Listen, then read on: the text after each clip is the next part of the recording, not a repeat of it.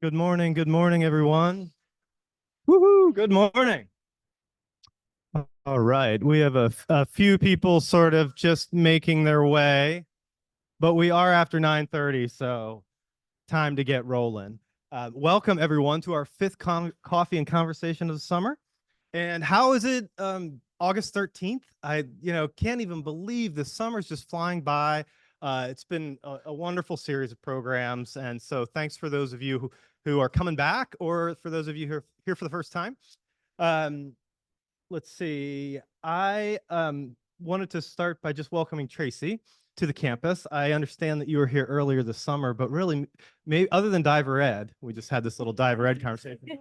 Other than Diver Ed, this is really her first time spending time here on campus. So we're so happy to have you.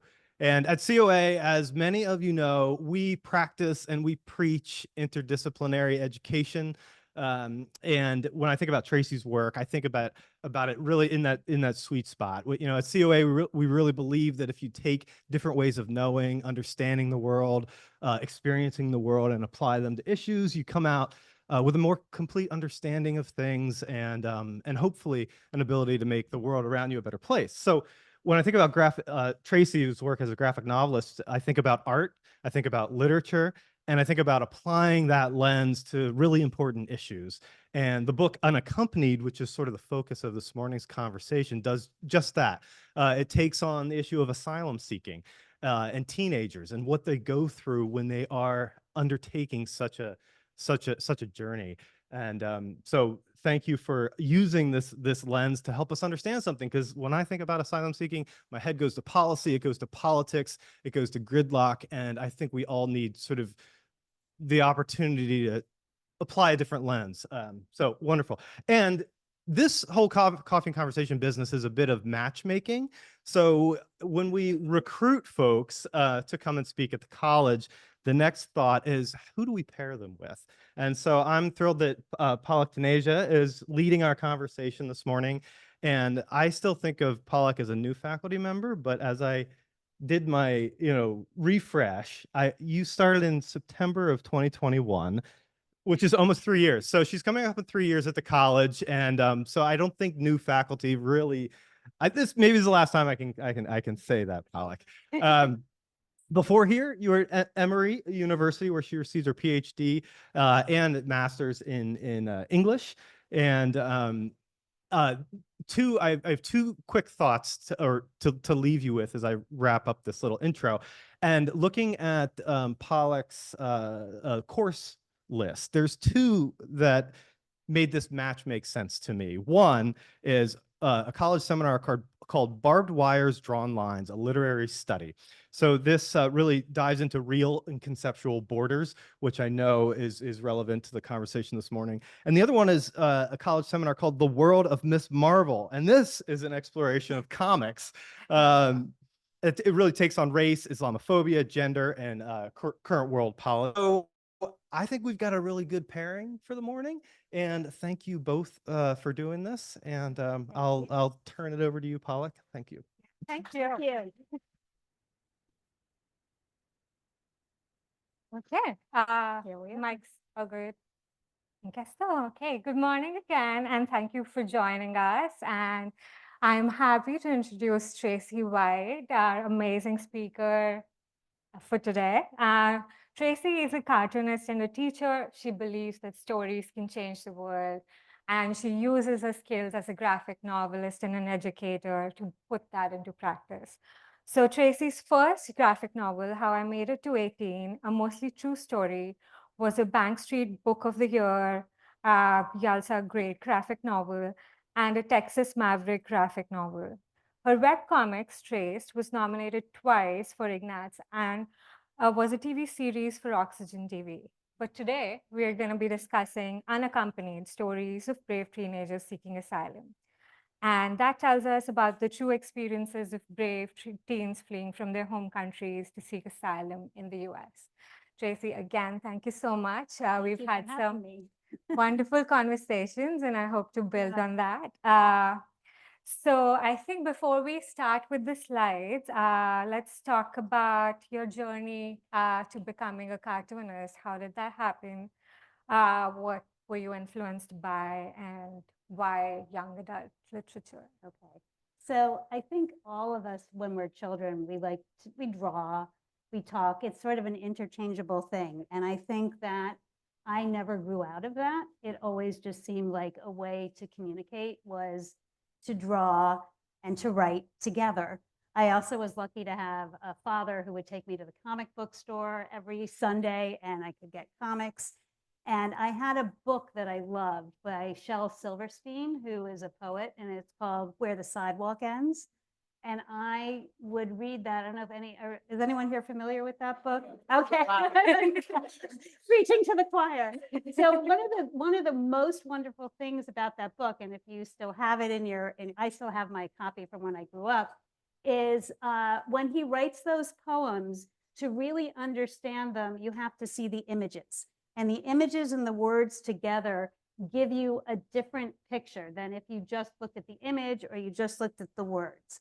And there's something about that. And that's actually a thing that happens in comics. And that combination, which creates something called a third idea, is really interesting to work with as a storyteller. And as I've continued working, because I never thought there wasn't a reason to share images and words together, I've really gotten interested in how that works. And I think, what did you ask me? Why young adults? Yeah. Okay. So who here has been a teenager? We all, who remember? Well, I remember. I carry it with me. I mean, we are who we are today. We are who we were in the past. We have so many selves that we bring with us, whether we want to remember them or not, they're inside us. And for me, and maybe for some of you here, when I was a young adult, I'm an only child, I really wondered if I was the only one. And I went through a lot. It wasn't an easy experience for me. And so I think about that time a lot. And I think about how when I was a teenager, it would have been really good to know that I wasn't alone. It would have been great to have had access to things that I could see were true stories about, sort of, even if I hadn't experienced that story, maybe I had experienced that emotion. I feel like even though we're all very different people, we've all experienced fear, or I'm not going to ask, but maybe some of you have lied to your mothers. And so those things kind of connect us all. And that's part of what drives me as a storyteller, is what are the emotions that connect us, even though our stories are different. And that this time of being a young adult is when you're asking, am I the only one? And so I write thinking about that, and to the people who are wondering, are you the only one? And that's why for young adults, I think. And I know you said that you were a self-taught artist. Were there any influences on your? Well, Shel Silverstein, a little bit. I think I just look at a lot of comics and just keep reading them.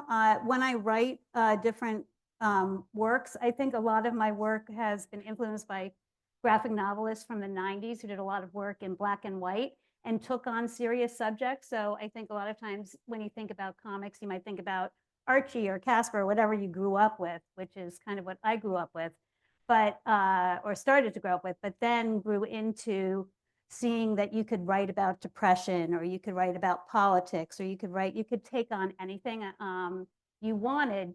One of the wonderful things about comics is the ability, because Sean was saying immigration and migration, it's such a big topic, and how do you get into it? You just sort of, like, your head starts to spin. It's so large. The gift of comics is that they can boil down these very complex ideas and make them very digestible and easy to understand. And part of what I hope to accomplish with Unaccompanied is it is a difficult topic, and it is very, it's often dehumanized with, like, we've talked about this, with words like caravan or illegals, and all of a sudden you're not talking about individuals, but you want to remember that there are people, and there are children in this case, who have very specific stories. And comics, taking a specific story allows you to have empathy, but then the comics takes this very complex idea and allows you to really understand it in a way that's different from just text. And I think that leads us to our next question. So how did you come up with the idea of Unaccompanied, and what was your process like? That's such a big question. I know. So, you know, I've said that I like to do comics because I'm thinking about what pulls us all together. But I think with Unaccompanied in 2016, I started, as many of you may have seen, there was lots of stuff going on in the news, in the media. There was a lot of children being separated at the border. That was one thing that was happening. But you were just seeing a lot of pictures of people in pain. And I was looking at those, and I was still, my kids were very young at the time. I have 3 children who are all here. And I kept thinking, but you know, who are these kids at the border, and why are they there? And there must be something besides this pity narrative that I keep saying. And what is it? Like, what do they think about? What do they play with? Who are their families? Why did they leave? And I couldn't stop thinking about that. It wasn't that I had thought about it really before, but there was something in that moment of time where I just wanted to know more. And that questioning, I mean, we can all be advocates for the things we believe in. And I just kept questioning, like, why, who are they? What makes them who they are? And that led me to an organization called the Safe Passage Project.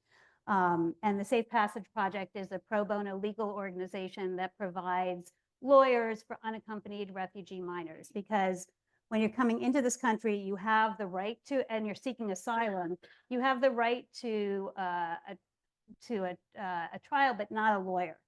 And there's something like, I don't, the statistics aren't quite right that I'm saying, but generally, if you don't have a lawyer and you're a child and you're trying to come in, you're an unaccompanied refugee minor, you have like maybe a 20% chance of staying, and with a lawyer, it's over 80%. So these organizations make a huge difference in the lives of these children. And I found this organization through a friend, and they took me down to the courthouse in New York City. And I saw a young boy who was like 13 or 14. This always makes me so upset. And he was just sitting at this table by himself. And he had an interpreter. And he's trying to come into this country, and there's a lawyer from the government on the other side. And you're thinking, like, he didn't undertake this journey. This is thousands of miles that these children are walking by themselves. They don't know where they're coming to. They don't know what's going to happen. We don't even know how many come versus how many make it here. You could think of it as like a giant sieve. Only the smallest trickle of people actually are lucky enough to survive and get through. And I saw this boy, and it just kept repeating itself, where he was being asked these questions about why he was coming, and he didn't have a lawyer. And I just, after that, I said to this organization, what can I do to help you? I'm a cartoonist, and could a comic book help? And they said, you know, after they had some discussion, and they said, yeah, you know, a comic for our clients, so they're unaccompanied refugee minors are their clients, a comic in Spanish and English that could help them understand the legal system would really be beneficial. And so I said, oh, I'll do that. And I sat with the lawyers in their organization and interviewed them to kind of, they knew what they needed. And I was the one who could take that complex information and make it digestible with words and images so that their clients could understand it. And in doing that, I started to hear the stories of the kids. And then I was like, man, these kids are amazing. They are so strong to undertake these choices that they make, to leave their communities. And the thing is, when we have that narrative of the, you know, in 2016 of these kids, it's this deficit narrative. It's starting from a point of pain. And these kids actually come from communities, and they have inner lives, and they read books, and they do all these things. And as I'm talking to these lawyers, I'm not actually hearing that yet, but I'm hearing about all the terrible things, because that's what the lawyers are interested in. And I gave them that book on the comics, and that book got distributed in courthouses and to sister organizations in Spanish and English, available online as well. But I heard those stories, and I felt like they needed to come to light because, again, of what Sean was saying, where who are they? And we don't understand.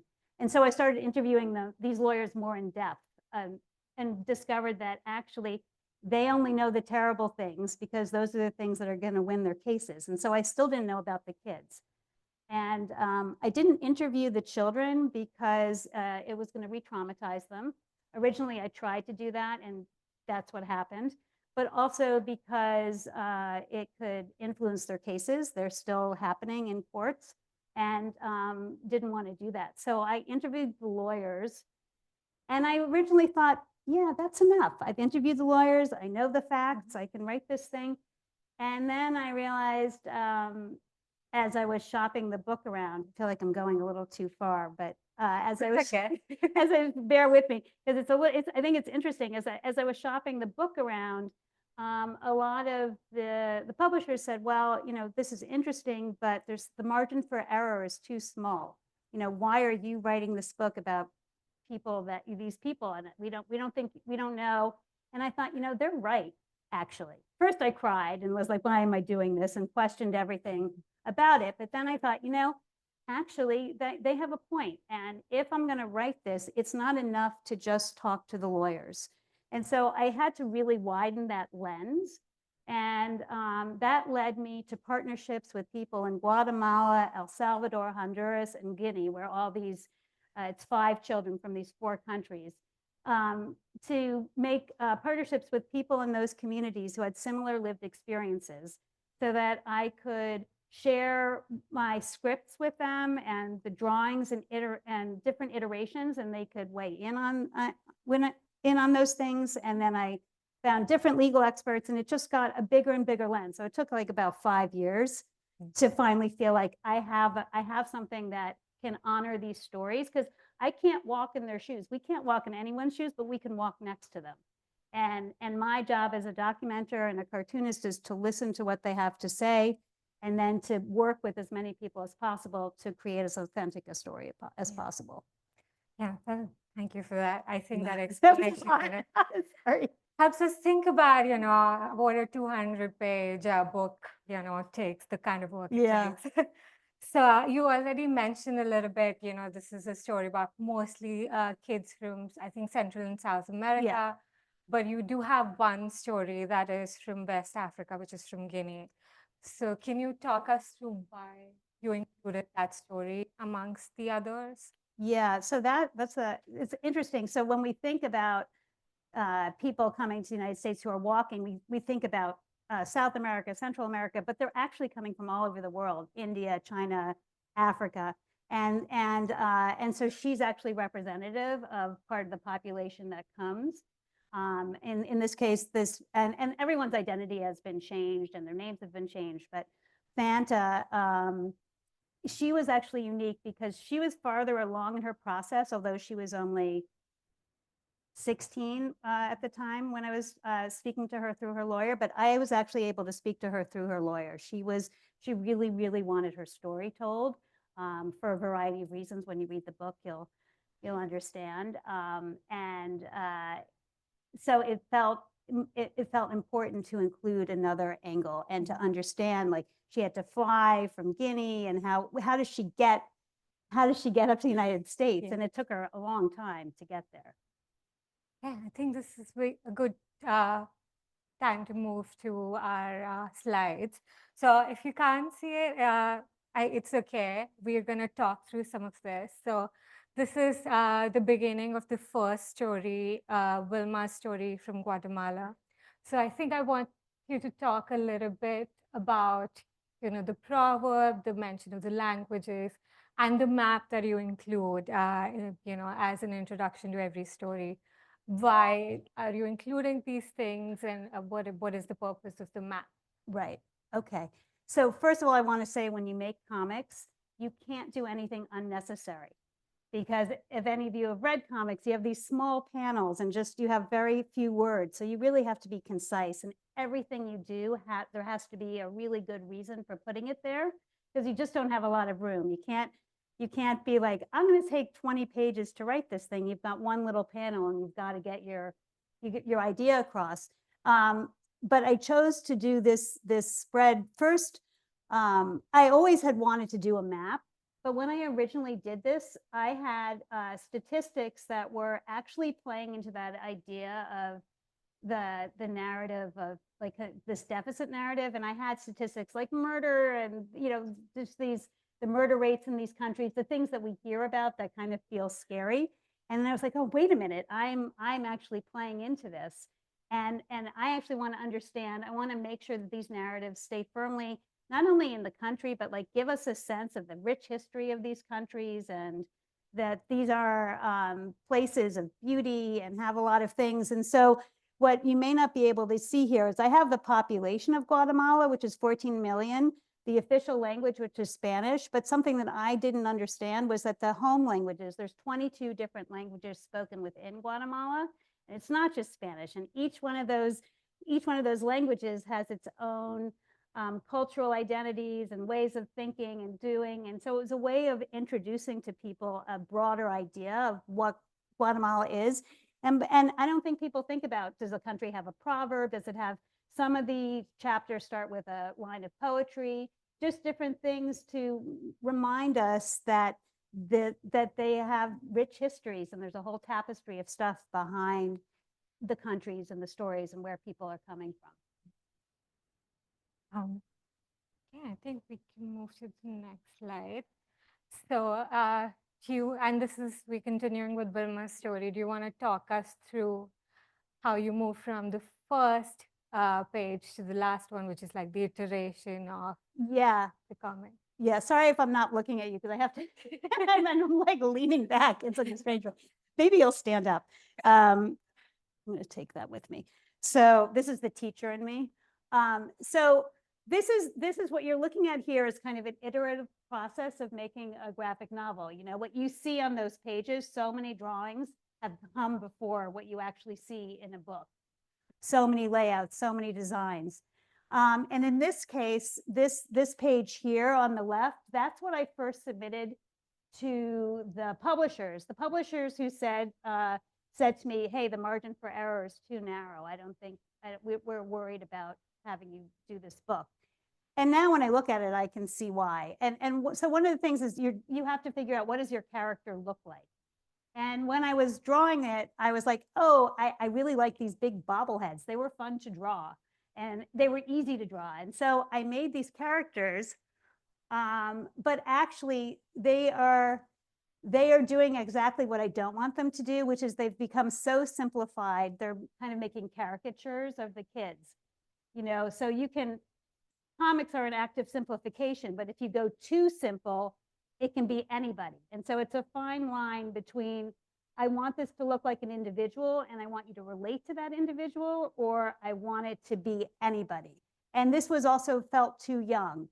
And I want to draw your attention to that top panel. So a lot of things happen when you're thinking about comics, like what is the shape of the panel? Is it long? Is it short? But at the top, you have that shadow of this man. And so it's starting with this real moment of violence and being scared. And that goes back to that idea of pain and pity. And I was playing into that a lot. And so I got some feedback from a couple of publishers who said, well, you know, can you kind of redo these? We don't like the way these characters look. And I said, sure. You have to really be able to put your ego aside and take feedback. It's important, especially when you're writing about things that are not your own story. And so I came up with this second way of drawing them. There's a little more detail. The heads aren't as big. You're starting to see more of a person.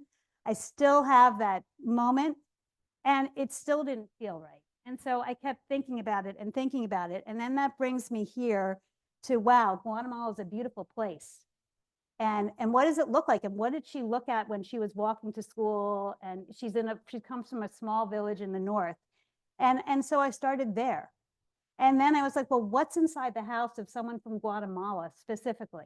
And remember, I told you I ended up partnering with people in Guatemala who had similar lived experiences. So when I drew it, I would send it to them.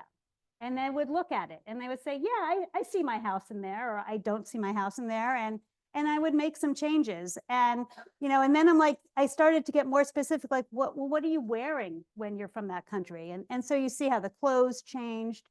And then somehow I changed the panels because I felt like I wanted the family to feel closer together.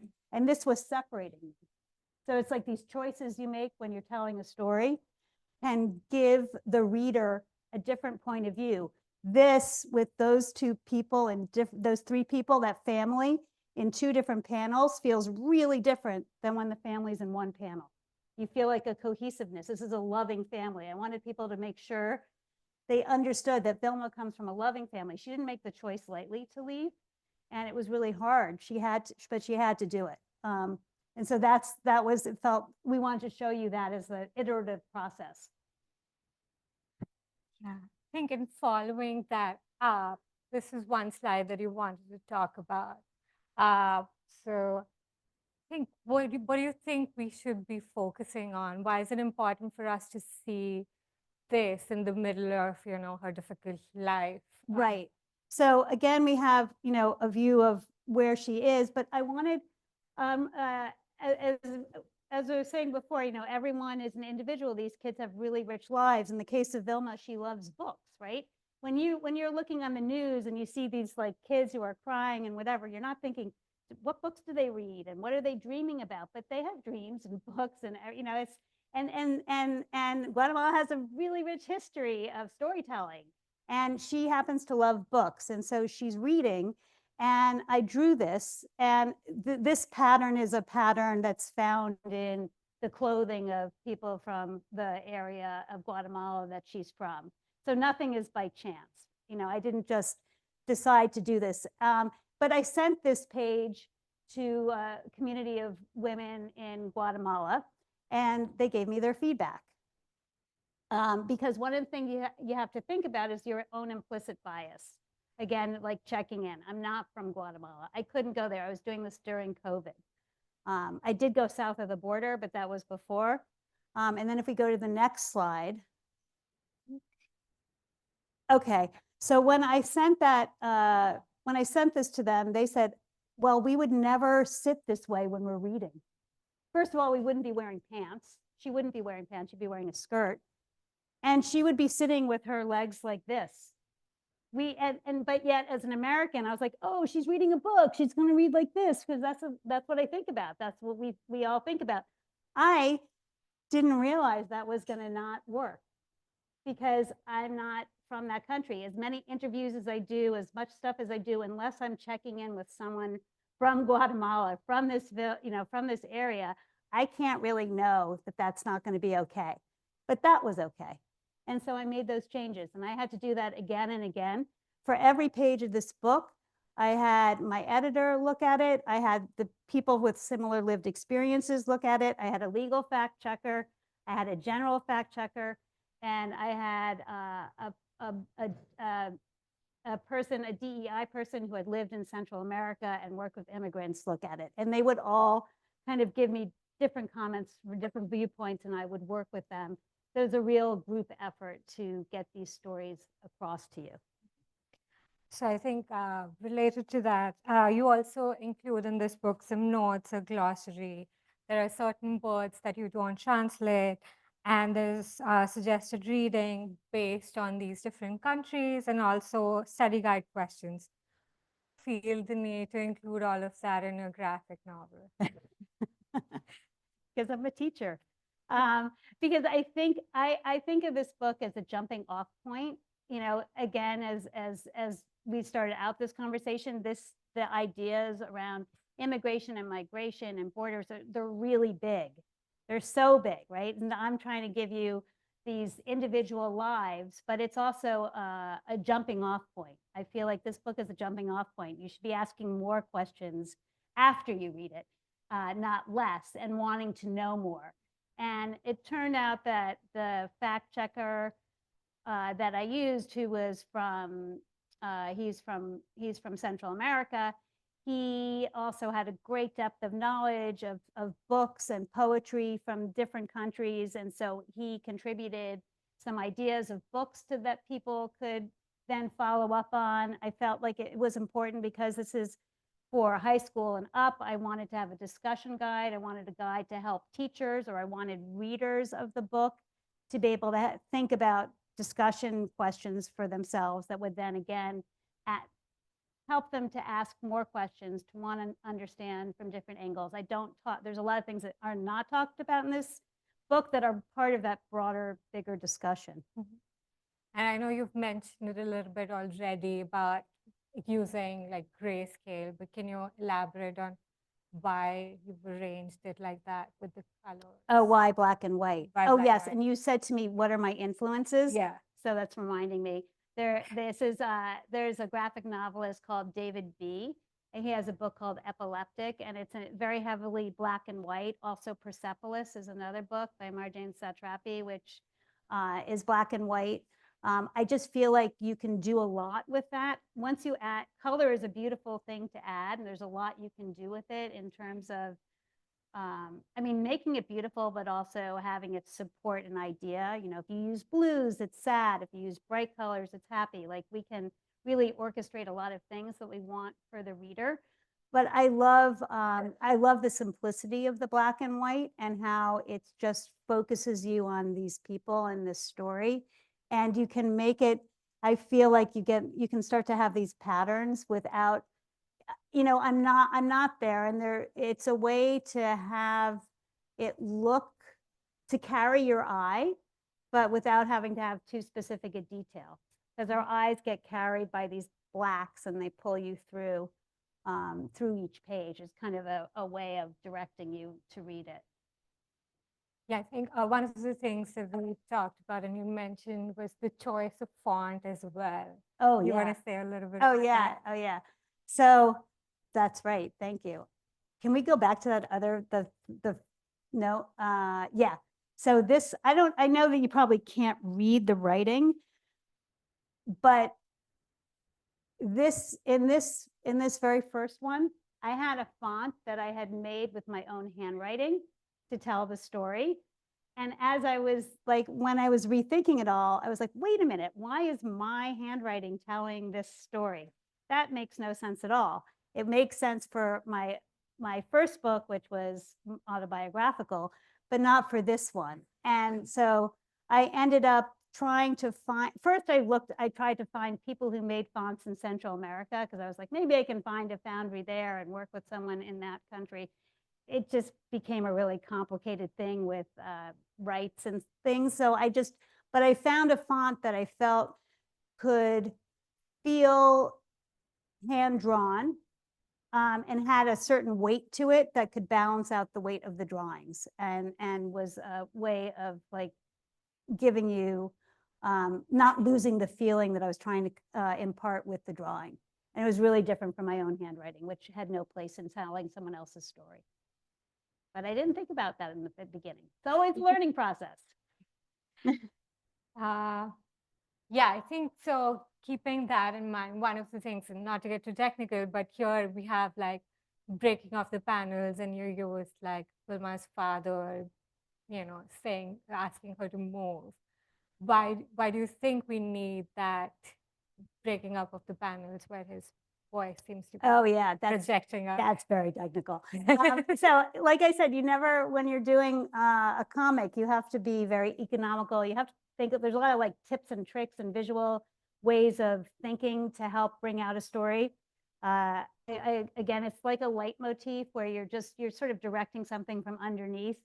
And just by placing that word balloon in front, it really draws your attention to it. It takes over. And it's like intruding literally on her thoughts and on her space. And her dad is actually quite invasive of her and her personal space. As you read the story, you find out just how invasive he is. And it was a way of indicating that without having to say it. Because they have to be very economical, as you can see, with your words. So if I was just writing a text, I might say, he came into the room and he took over with his loud voice and he ran and it was taking over everything. Or I could just do a word bubble that breaks out of his panel and goes into hers. And that gives you the same idea. Okay. Thank you for that explanation. I think it's really important to think. That's a good point. Yeah. Let's see. So what do you hope the reader, which I'm hoping will include a lot of our audience today, takes away from this book? There's so much to take away. But I mean that these are individuals who are incredibly strong, who had to undertake a very difficult journey. that I wanted to make visible what is so often invisible. I want people to ask questions and want to know more. Also, all my author's proceeds from this book go directly back to the organizations I worked with to they support to support these children. So that's another really good reason for this book. But I ultimately think you want to remember that they're human beings. We're all human beings, and we all have reasons for doing things, and no one undertakes this trip to walk to the United States to seek asylum without a really good reason, especially most of these kids are between the ages of 14 and 17. When you're younger, you almost can't physically make the trip. And if you're older, you end up aging out of the system. But you really want to know, like, who are they? And why should I care? And what is this? I'm not offering a solution. I just feel like you need to understand it before so you can be better informed. And so this is your book cover, and this is also the image that appears in Bring Wilma's story. So why did you choose this as your cover? Oh, I want to say something about this. When I first drew this is back to the implicit bias and the check-ins. I drew her with very different proportions, and I realized, it was pointed out to me, like, hey, she looks very Western and she's not a Western, and what are those proportions and what are you doing? So it's like I constantly had to make sure. I was really so grateful to have so many people that I could work with and have discussions with about how I was doing things. So I feel like with this image, it feels like it's to me of a moment of strength. She's bursting out of something and trying to move forward.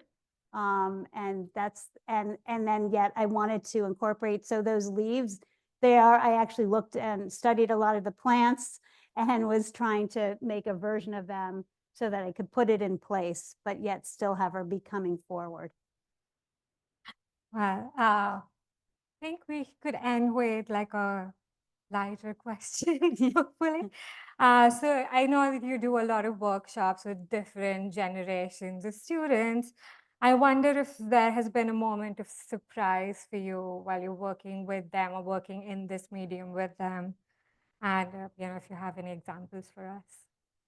Yeah, I work with, I'd say the youngest has been 5th grade, and the oldest right now, I'm working with an organization in New York that serves an older community. Probably the oldest student is 85. And we do online storytelling workshop. And it's just, whether you're working with someone who's 10 or 85, everyone has a story to tell. And we all, even though some of us have maybe left pen and paper behind a long time ago, you can pick it up and just start. And I'm always amazed at the stories everybody has and how, again, our common emotions connect us. Like, I can relate to the person who's 85 and the person who's 10. I felt scared and I felt happy and all the different things that they're writing about, and yet they're telling their own unique stories, and it allows me to have empathy and understand people a little bit better. Yeah. Okay, I do have more questions, but I think this is also a good time to open it up to the audience. Again, Tracy, thank you so much. Thank you. They were great questions.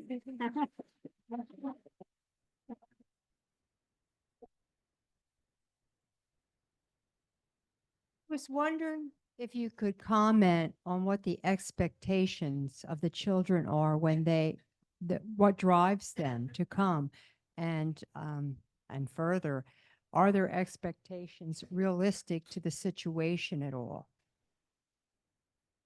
I think sometimes the expectation is just, can I be safer? It's a really small expectation of, I just need to be safe.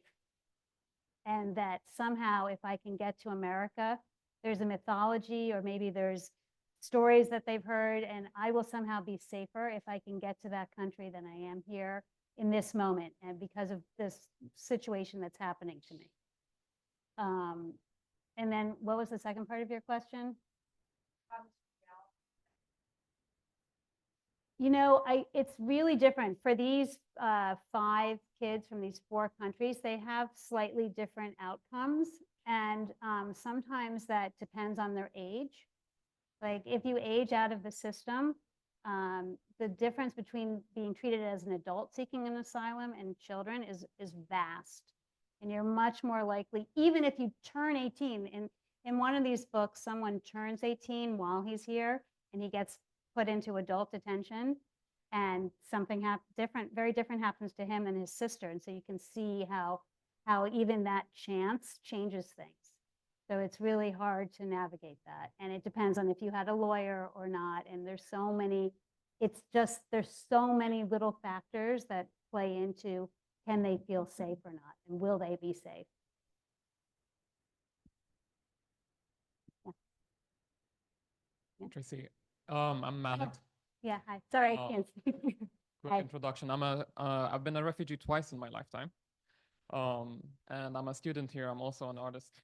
And my question is, how do you deal with restrictions regarding the people who hold power in art, like the publishers? How do you make sure that the stories that are being told um, are as accurate as possible without the publishers coming and telling you like, oh, this sells, this won't sell, et cetera, and trying to sort of like hold you back? Obviously you're very aware of your own biases. I really appreciate that.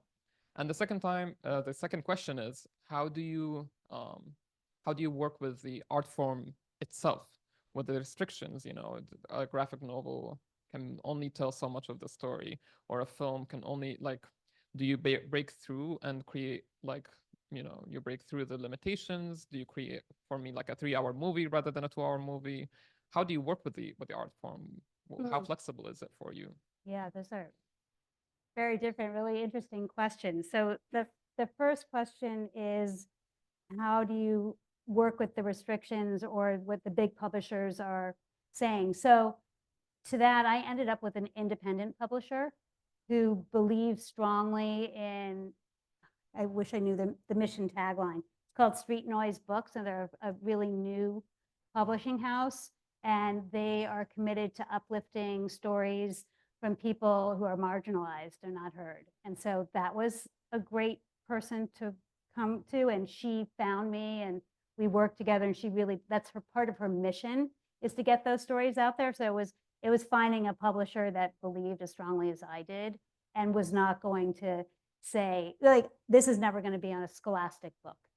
You know, it's just not, that's not what they're interested in. And it's finding the publisher that can align with one's beliefs. And they are out there. There are so many different publishers. And I was lucky enough to find one who really believed in this book and championed it. And the restrictions, I actually love restrictions. It forced me to be more and more creative. It's maybe why I've stuck with comics, because you could be more expansive, you know. But like, I actually find that like, I don't know, I love COA, and I was talking to someone who was saying, you know, the students are really self-directed here. But I wonder for myself, I'd be like, oh my gosh, there's so many possibilities. But if I have really specific barriers, then I'm like, let me get really creative inside them. And so it actually helps me to, as you saw with those iterations of the drawings, to keep thinking like, what can I do within this? How do I be really creative within what I have? And I really like that challenge.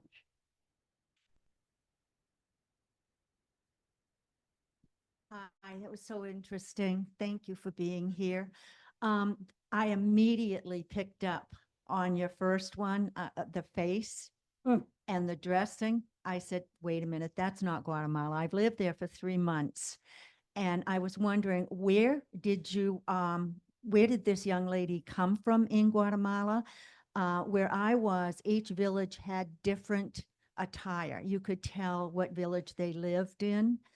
And but in Antigua, some of the locals, I lived with a family, and the mother did not dress with the weeple and whatever. And I don't know if it was that particular family that they had us staying at, but the minute you went outside and you went in the village, everyone had their weeple, their long skirts. And you're right, how they sit, they do the backstrap weaving, and that looks so painful with the baby on the back and weaving. So you're, But yeah, I appreciated that right away, looking and saying, wait a minute, that's not Guatemala. So yeah, you. that's pretty cool. Thanks Yeah. a lot. yeah, thank you. But can you tell me where the area? You know, I can't. I really tried to obscure their identities to protect them, but it's from a small village in the north.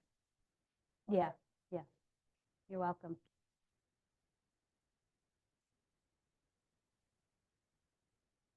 You may not know the answer to this, but do you have any understanding what the rationale is why a 13-year-old should be sitting there, excuse me, without a lawyer? Is that, especially if they have language issues? Well, they can have an interpreter. They are allowed an interpreter. I really don't know the rationale. That's what made me so crazy. It just was so heartbreaking to see, and it played out again and again and again. And you're just like, this makes no sense at all. And yet it's there. And that's why organizations like the Safe Passage Project are so important, because they do provide that pro bono legal services. And there is such a difference if you're able to have a lawyer and not have one. I mean, it's just like I said, something like 85% and you're fine versus 20% and you're sent back. Has it always been that way? Yeah.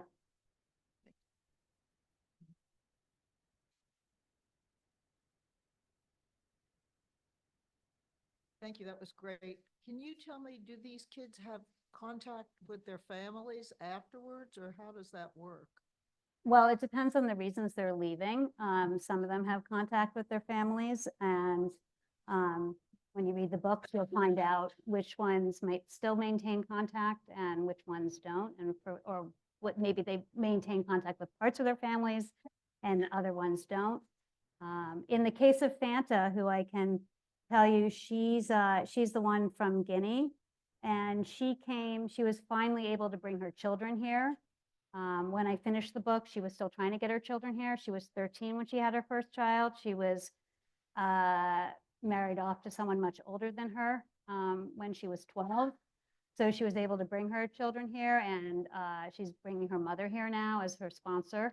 And she's going to school to be a doctor. It's part of why she wanted to come here, for women's health.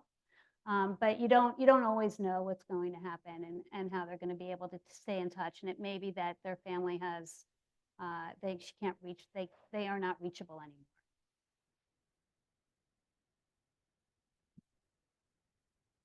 Hi, thank you so much. My question is, how do you see is the appropriate way of compensating the people that have been involved within the process of publishing the books, especially knowing that certain circumstances allowed people to be heard over others? Yeah. So I think the only thing that I could come up with was to give back to the organizations that support them. And some of them are in Central America and some of them are here. And that was why, so the more books I sell, the more money I can give back.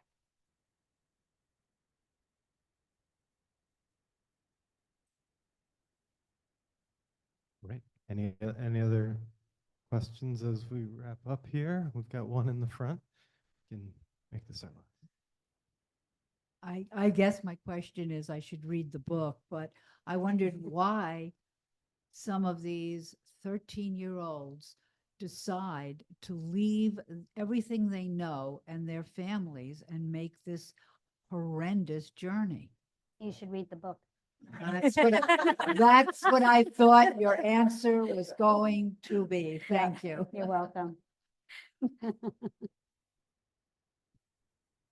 All right, let's take one more right back here. Hi there. Hi. I don't know if this is working. Hi, my name is Jade. I'm a gardener here at COA and a student. I'm very interested in comics as an art form, and I'm wondering, your first book, it seems it focuses a bit more on your personal story, and then this book focuses a little bit more on the stories of other individuals. Do you see yourself writing more comics in the future? And if so, kind of what focus and whose story are you hoping to tell next? This is the question. That is the question. I was like, yes, sorry. Thank you for that question, Jade. So Yes, I think I'm always just focusing on what isn't seen and trying to bring that to light.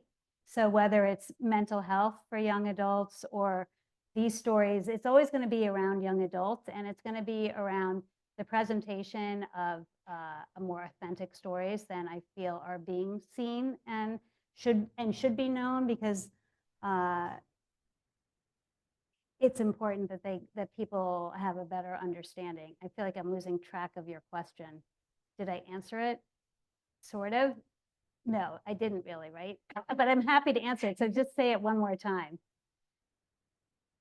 I guess my question was mostly whose story are you hoping to tell next, and kind of is that going to take more of an inward focal approach, or are you hoping to share the story of somebody else?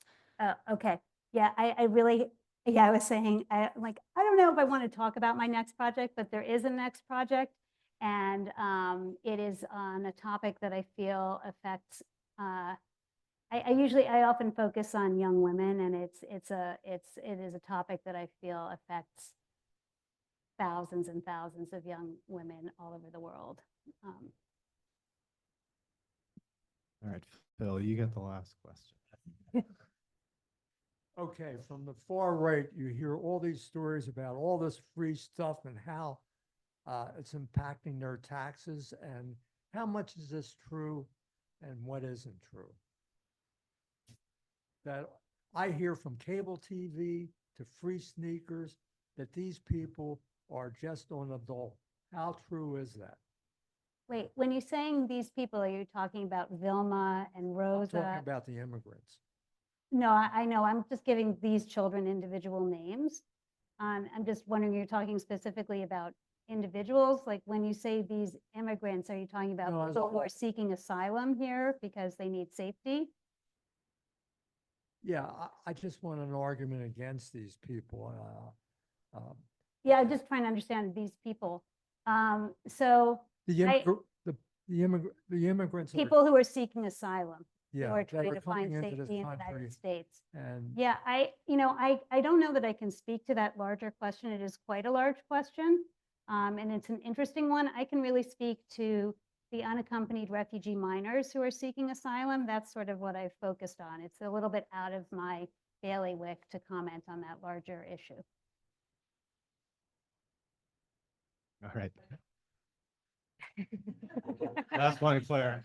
Well, I don't want it to be, but I have the benefit of having read the novel, and so I just so appreciated the process that is already in place. That you, I was educated about reading the book, that that our government is carefully, that these children are held essentially when it's decided that they are a fit.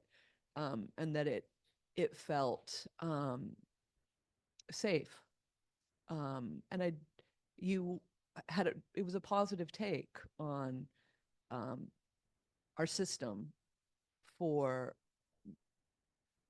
There are many processing these people, amazing essentially. people in that system. It's Yeah. quite a big bureaucracy. So I can't speak to all of it, but there were certainly individuals who touched on these specific lives that made such a huge difference for them. It was quite incredible. And I must say that those nonprofits, the people who work in those nonprofits, they are like truly superheroes for what they do and how tirelessly they work to support children who really need that safety. All right. Well, thank you both so much. Thank you.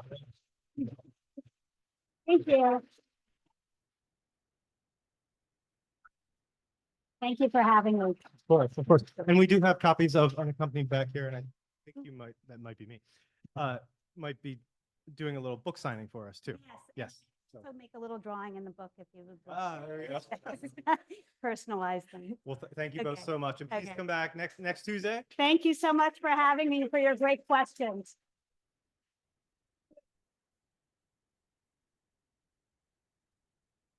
Me too.